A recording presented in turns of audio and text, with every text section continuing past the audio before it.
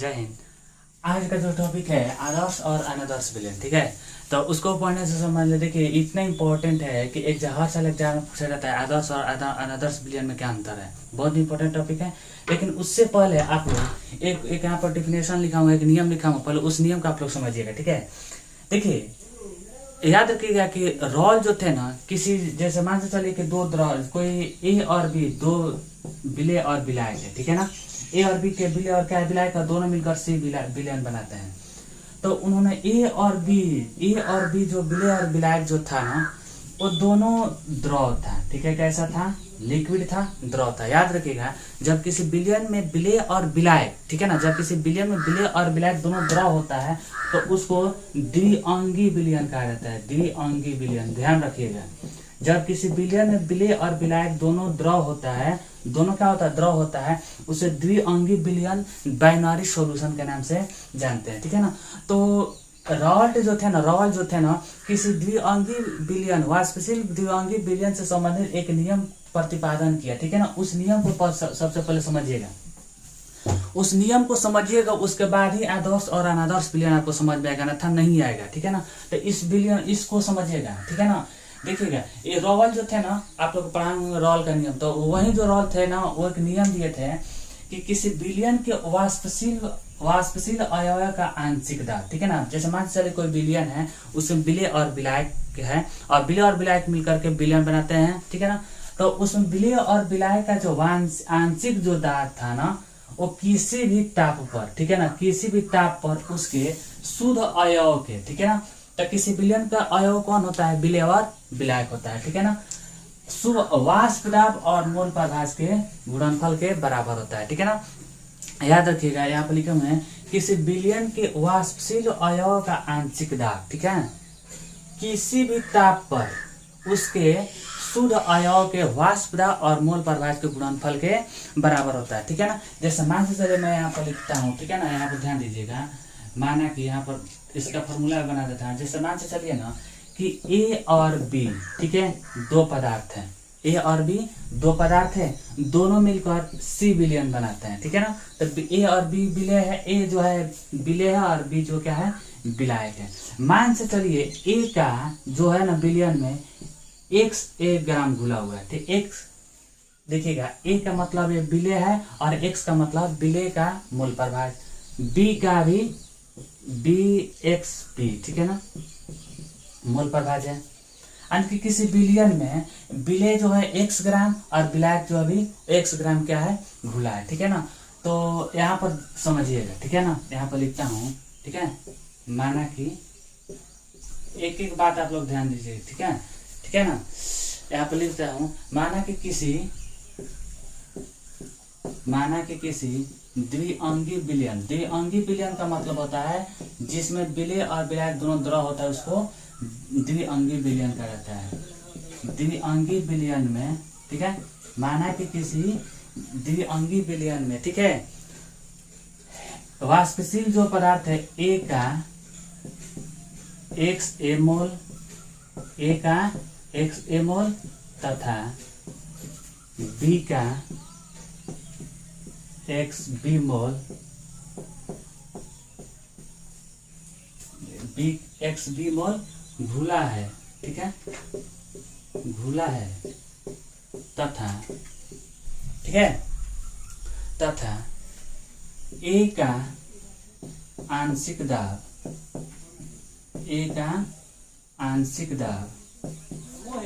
ठीक है ना, PA है, PA तथा बी का आंशिक दाब, बी का आंशिक दाब PB है, ठीक है ना। यहाँ पर केवल यहाँ पर इसको ध्यान में रखिएगा। माने कि किसी द्विअंगी विलय में ए का जो विलय है उसका x मोल तथा बी का XB मोल है, ठीक है ना। और उस पर जो ए का आंशिक जो दाब है ना PA है तथा बी का आंशिक जो दाब है PB। P का मतलब प्रेशर होता है, ए का प्रेशर और बी का प्रेशर, ठीक है ना। तब यहाँ पर देखिएगा, ठीक है ना, तो वो जो होता है ना, अब यहाँ पर देखिएगा अवयव के वाष्प दाब, यहाँ पर देखिएगा ताप और उसके शुद्ध अवयव के वाष्प दाब और मोल प्रभाज के गुणनफल के बराबर होता है। तो पी ए है ना, तो पी ए जो है ना उसका जो बराबर होगा वाष्प दाब है, ये जो बराबर होगा ना आंशिक दाब बराबर होगा इसके वाष्प दाब और ठीक है उसके मोल प्रभाव। तो पी का ए का मोल प्रभाव क्या है, एक्स है, ठीक है ना, एक्स ए है, ठीक है, यहाँ पर ध्यान रखिएगा, ठीक है ना। यानी कि विलेय का जो आंशिक दाब है ना, विलेय का आंशिक जो दाब होगा वो विलेय के वाष्प दाब और मोल प्रभाव के गुणनफल के बराबर होगा, ठीक है ना। दूसरा विलायक का, तो विलायक क्या है, विलायक यहाँ पर देखिएगा बी है ना, तो विलायक का आंशिक दाब, तो विलायक का आंशिक दाब क्या होगा पीबी। तो विलायक का आंशिक जो दाब होगा ना वो विलायक के वाष्प दाब, विलायक का वाष्प दाब और विलायक का मोल प्रभाव के गुणनफल के बराबर होगा। तो विलायक का मोल वाष्प दाब यहाँ पर लिख देता हूँ विलायक का, ठीक है ना, विलायक का वाष्प दाब और किसके गुणनफल होगा मोल प्रभाव के, किसके प्रभाव मोल प्रभाव, तो किसका मोल प्रभाव विलायक का मोल प्रभाव, ठीक है ना, तो विलायक का मोल प्रभाव, ठीक है ना। ये यही जो था ना वो रॉल का नियम है, ठीक है। याद रखिएगा कि किसी विलयन को वाष्पशील अवयव का आंशिक दाब होगा तो वह वाष्पशील, ठीक है ना, अवयव, तो किसी भी विलयन में अवयव कौन था विलेय और विलायक, तो विलेय और विलायक का जो आंशिक जो दाब होगा ना कि किसी भी ताप पर उसके अवयव के वाष्प दाब और मोल प्रभाव के गुणनफल के बराबर होता है। यहाँ पर ये देखिए पी ए और पी बी जो है विलेय और विलायक का आंशिक दाब है, पी नॉट ए और पी नॉट बी जो है ना, पी नॉट ए और पी नॉट बी जो है ना, ठीक है, ये है वाष्प दाब है, वाष्प दाब है किसका विलेय और विलायक का वाष्प दाब है। एक्स ए और एक्स बी जो है ना विलेय और विलायक का मोल प्रभाव है, पी ए और पी बी जो है ना वो विलेय और विलायक का आंशिक दाब है। तो समझ में आ गया होगा, इसको फिर समझिए कि किसी भी विलयन के वाष्पशील अवयव का आंशिक जो दाब होगा ना वो विलेय और विलायक के वाष्प दाब और उसके मोल प्रभाव के गुणनफल के बराबर होता है। यही हमारा रॉल का नियम है, ठीक है ना। तो अब देखिए अब रॉल का नियम जो होता है ना, रॉल के नियम के आधार पर, ठीक है ना, किसी भी विलयन को दो भागों में बांटा गया, ठीक है ना। अब देखिएगा ये हमारा रॉल का नियम हो गया, ठीक है ना, इसको आप लोग नोट कर लीजिएगा, बहुत ही इंपॉर्टेंट है, इसको नोट कर लीजिएगा, नोट कर लीजिएगा इसको, ठीक है। अब यहाँ पर जरा देखिएगा, अब देखिए रॉल के नियम के आधार पर किसी भी विलयन को दो भागों में बांटा गया है, ठीक है ना, आदर्श विलयन और अनादर्श विलयन। तो याद रखिएगा आदर्श का मतलब होता है, आदर्श का मतलब जैसे आप लोग देखोगे ना, आदर्श किसको बोलते हैं, आदर्श उसको बोला जाता है जो सभी किसी के बातों को मानता है, जो डिसिप्लिन में रहता है, जिसका बिहेवियर अच्छा होता है, जो सभी के बातों को मानता है, उसको आदर्श बोला जाता है, ठीक है ना। तो आदर्श का मतलब होता है जो विलयन रॉल के नियम का पालन करता है, ठीक है, उसको आदर्श विलयन कहते हैं। याद रखिएगा जो विलयन सभी ताप एवं सांद्रता पर रॉल के नियम का पालन करता है उसको आदर्श विलयन कहते हैं, और जो विलयन सभी ताप और किसी भी सांद्रता और ताप पर रॉल के नियम का पालन नहीं करता है उसको अनादर्श विलयन कहते हैं, ठीक है ना। अब आदर्श और अनादर्श विलयन आप लोग समझ हो गया। आदर्श विलयन जो रॉल के नियम का पालन करेगा, तो रॉल के नियम इसको याद रखिएगा, रॉल के नियम क्या है बोर्ड पर समझा दिए हैं। तो जो विलयन रॉल के नियम का पालन करता है उसको आदर्श विलयन कहते हैं, जो विलयन रॉल के नियम का पालन नहीं करता है उसको अनादर्श विलयन कहते हैं, ठीक है ना, इसको नोट कर लीजिएगा। अब जो आपसे क्वेश्चन एग्जाम में पूछता है कि आदर्श और अनादर्श विलयन में क्या अंतर है, ठीक है ना, तो उसको मैं यहाँ पर समझा देता हूँ, ठीक है ना, इसको मिटा देता हूँ मैं, बहुत ही इंपॉर्टेंट है, आप लोग इसको नोट कर लीजिएगा, ठीक है। याद रखिएगा जो विलयन रॉल के नियम का पालन करते हैं उसको आदर्श विलयन कहते हैं, और जो विलयन रॉल के नियम का पालन नहीं करते हैं उसको अनादर्श विलयन कहते हैं। तो आपसे जो एग्जाम में क्वेश्चन पूछा जाएगा, ठीक है ना, आदर्श और अनादर्श विलयन में क्या अंतर है। एक तरफ मैं लिखता हूँ आदर्श विलयन, ठीक है, आदर्श विलयन, दूसरा तरफ लिखा अनादर्श विलयन, ठीक है ना, बहुत ही इंपॉर्टेंट है, आप लोग इसको नोट कर लीजिएगा, ठीक है, एग्जाम में क्वेश्चन पूछता है। अब यहाँ पर ध्यान रखिएगा अनादर्श विलयन को वास्तविक विलयन भी बोला जाता है, याद रखिएगा वास्तविक विलयन,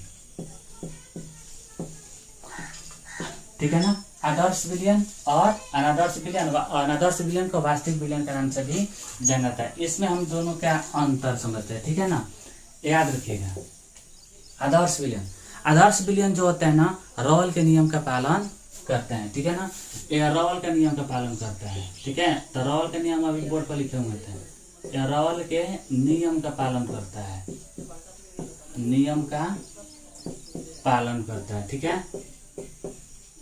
पालन करता है। आदर्श विलयन रॉल के नियम का पालन करता है, जबकि अनादर्श विलयन रॉल के नियम का पालन नहीं करता है। आप लोग इसको लिख लीजिएगा, आदर्श विलयन रॉल के नियम का पालन करता है, जबकि अनादर्श विलयन रॉल के नियम का पालन नहीं करता है, ठीक है ना। एग्जाम्पल में देखिएगा, एग्जाम्पल में यहाँ पर लिख देता हूँ आदर्श विलयन का क्या क्या एग्जाम्पल है। तो याद रखिएगा, एथिल ब्रोमाइड, ठीक है, C2H5Br और एथिल क्लोराइड का मिश्रण, ठीक है ना, एथिल क्लोराइड का सॉल्यूशन, याद रखिएगा, एथिल ब्रोमाइड और एथिल क्लोराइड का सॉल्यूशन, ठीक है ना। दूसरा लिख देता हूँ बेंजीन, ठीक है ना, बेंजीन और टॉलुइन, ठीक है ना, टॉलुइन का फॉर्मूला, ठीक है ना। तो टॉलुइन का फॉर्मूला आप लोग को बताए हुए थे, C7H8, ये हमारा टॉलुइन है, ये हमारा बेंजीन है, ठीक है ना। इसका जो घोल होता है वो आदर्श विलयन है। तो इसको एग्जाम्पल में आप लोग याद रखिएगा, ठीक है ना। तो आदर्श विलयन होता है रॉल के नियम का पालन करता है, जबकि आदर्श विलयन रॉल के नियम का पालन नहीं करते हैं, ठीक है ना। उसके बाद देखिएगा दूसरा, ठीक है ना। अब याद रखिएगा, आदर्श विलयन में कभी भी आयतन में कोई परिवर्तन नहीं होता है, ठीक है ना। जैसे मान से चलिए ना कि आदर्श विलयन, जैसे मान से चलिए कि ए और बी, ए 2 ग्राम है और बी 3 ग्राम है, ठीक है ना। ये जब 2 3 बनाएगा तो 5 ग्राम बनेगा विलयन, ठीक है ना। तो याद रखिएगा कि कभी भी आदर्श विलयन जब बनता है तो उसके आयतन में कभी भी परिवर्तन नहीं होता है, ठीक है। इसके आयतन में परिवर्तन नहीं होता है, याद रखिएगा, इसके आयतन नहीं बदलता है, नहीं बदलता है, ठीक है, याद रखिएगा। अर्थात डेल्टा, अर्थात याद रखिएगा डेल्टा भी इक्वल टू कितना होता है, 0 होता है, याद रखिएगा। आदर्श विलयन में आयतन का मान कभी चेंज नहीं होता है, जबकि अनादर्श विलयन में आयतन बदल जाता है, याद रखिएगा। आदर्श विलयन में आयतन नहीं बदलता है, जबकि आदर्श विलयन में आयतन बदल जाता है, थोड़ा आंशिक मात्रा में, कम मात्रा में, या तो बढ़ सकता है नहीं तो घट सकता है। तीसरा, इसमें ताप परिवर्तन नहीं होता है, ठीक है, इसमें ताप परिवर्तन नहीं होता है, इसमें ताप परिवर्तन नहीं होता है। अर्थात याद रखिएगा, अर्थात डेल्टा H का मान जो होता है 0 होता है, ठीक है ना। याद रखिएगा कि इसमें आयतन नहीं बदलता है, जबकि अनादर्श विलयन में आयतन बदल सकता है, बढ़ सकता है नहीं तो घट सकता है। इसमें ताप में कोई परिवर्तन नहीं होता है, ठीक है, जबकि इसमें ताप में परिवर्तन हो सकता है, ठीक है। इसका विपरीत जो होता है अनादर्श विलयन होता है। अब देखिए एक और एग्जाम्पल दे देता हूँ, जैसे, ठीक है, चौथा, ठीक है, याद रखिएगा, चौथा मैं यहाँ पर डेफिनेशन बता देता हूँ। जैसे मान से चलिए, ठीक है, ए और बी, दो विलय और विलायक है, दोनों मिलकर सी बनाते हैं, ठीक है ना। तो अब देखिएगा, ए का भी जो पदार्थ लेते हैं तो उस पदार्थ के बीच आकर्षण बल होगा, और बी में भी जो पदार्थ हो उसके बीच में भी आकर्षण बल होगा, दोनों मिलकर के क्या बना लेते हैं, सी बना लेते हैं। तो जो सी में जो सभी विलय और विलायक के जो कण घुले हैं उनके बीच जो आकर्षण बल होगा वो ए और बी के दोनों के इक्वल होगा, ठीक है ना। तो याद रखिएगा, इसमें क्या होता है कि इसमें विलयन के अणुओं का आकर्षण बल उसके शुद्ध अणुओं के आकर्षण बल के बराबर होता है, ठीक है ना। तो ये जो होता है हमारे 3-4 को मैं आप लोग का बता दिया अंतर, जो बहुत ही इंपॉर्टेंट है, ठीक है ना, याद रख लीजिएगा। इसमें यहाँ पर आप लोग समझ रहे हैं तो मैं लिख देता हूँ, ठीक है ना। याद रखिएगा, आदर्श विलयन रॉल के नियम का पालन करता है, यह रॉल के नियम का पालन नहीं करता है, यह रॉल के नियम का पालन नहीं करता है, पालन नहीं करता है, याद रखिएगा, ठीक है। दूसरा यहाँ पर लिखा हूँ, इसके आयतन में इसका आयतन नहीं बदलता है, अर्थात डेल्टा V का मान क्या होता है, 0। इसमें डेल्टा V का मान 0 नहीं होता है। तीसरा, इसमें डेल्टा H यानी कि ताप में कोई परिवर्तन नहीं होता है, जबकि इसमें डेल्टा H में परिवर्तन हो सकता है, ठीक है ना। अब देखिएगा, यहाँ पर चौथा में ले लेता हूँ, ठीक है ना। इसमें विलय का आंशिक जो दाब होगा, विलय के वाष्प दाब और उसके मूल प्रभास के गुणनफल के बराबर होता है, ठीक है ना। अच्छा है, विलय का आंशिक दाब जो होता है ना, वो विलय का वाष्प दाब और विलय का मूल प्रभास के गुणनफल के बराबर होता है, ठीक है ना, बराबर होता है, जबकि अनादर्श विलयन में ऐसा नहीं होता है, याद रखिएगा, ठीक है, आदर्श विलयन में ऐसा नहीं होता है। याद रखिएगा, ठीक है। आदर्श विलयन में उसके आदर्श विलयन के जो आंशिक ज्यादा दाब होगा ना उसके विलय और विलायक के गुणनफल के बराबर होता है, लेकिन आदर्श विलयन में ऐसा नहीं होता है। यही हमारा क्या है, अंतर है, ठीक है। तो इस अंतर को आप लोग नोट कर लीजिएगा, बहुत ही इम्पोर्टेंट है, ठीक है ना। इसमें देखिएगा ये आदर्श विलयन का सेम उल्टा होता है अनादर्श विलयन, ठीक है ना। ये बहुत ही इंपॉर्टेंट एग्जाम है, क्वेश्चन आपसे एग्जाम में पूछे जाएंगे, बहुत ही इंपॉर्टेंट है, ठीक है। तो इसका आप लोग नोट कर लीजिएगा, ठीक है ना। तो अब अगर इस वीडियो को आप लोग अच्छा लगा होगा तो इस वीडियो को लाइक और कमेंट जरूर कीजिएगा, ठीक है। और अगर आप चाहते हैं किसी भी टॉपिक पर आप वीडियो बनाना चाहते हैं तो लाइक और कमेंट बॉक्स हमको बताइएगा, ठीक है। तब तक अगले वीडियो मिलता है, तब तक